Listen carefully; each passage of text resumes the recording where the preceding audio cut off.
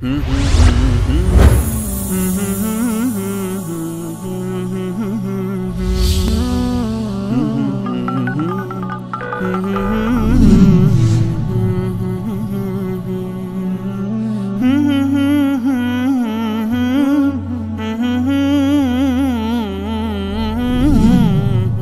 انصاری عزیز من، سلام علیکم.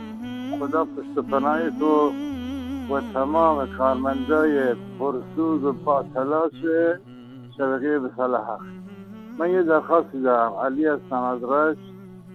بارها بهتون پیام دادم و پیام من پخش کردیم، ممنونم از شما.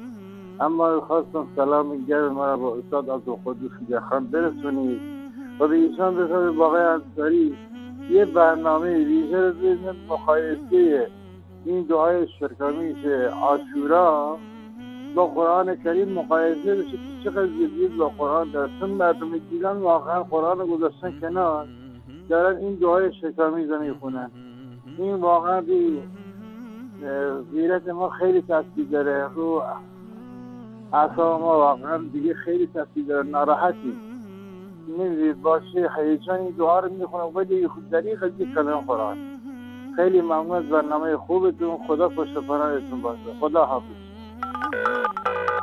با عرض سلام خسته نباشید خدمت استاد بزرگوار انصاری و تمامی دستن در کاران شبکه صالحق.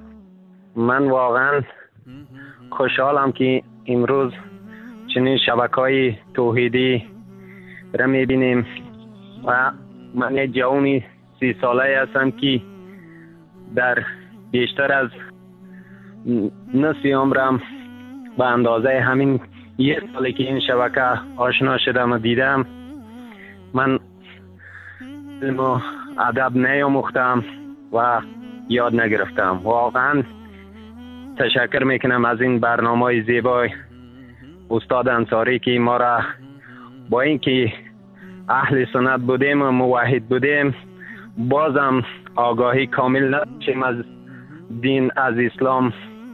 واقعا با این روشنگری که با این برنامه هاشون میکنن واقعا تشکر میکنم.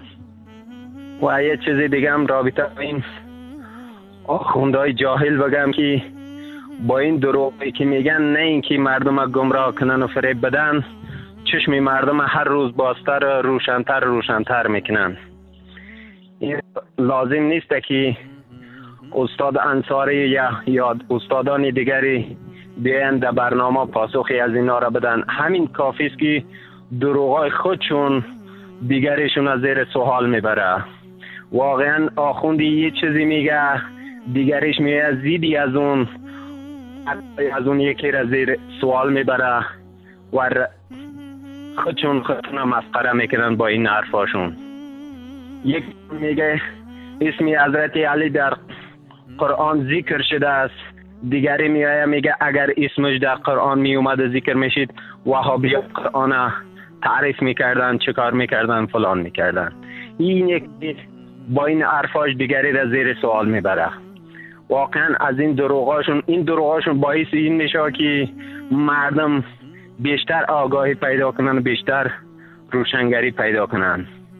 با این دروغاش واقعا مردم یعنی روشن کردن. اگر اینا نبودن، این دروغای از اینا را شما پخش نمی‌کردین، واقعا که مردم سردرگم بدن که با این فریبکاریایی که از اینا داشتن، با این دروغایی که از اینا میگفتن. با تشکر از تمام دستن در کاران شبکه صالحق.